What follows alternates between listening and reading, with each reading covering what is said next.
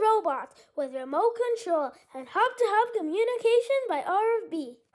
Hi, my name is Arav, and today I am very excited because this is my 50th model.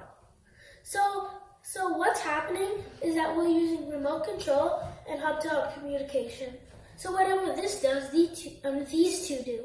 So first, I am sending two signals to this, speed and steering. So this is receiving it. After this receives it, it's going to transmit the signals to these robots.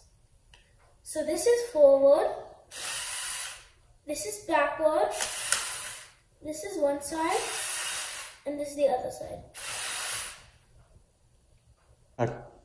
Forward, backward, one side, other side.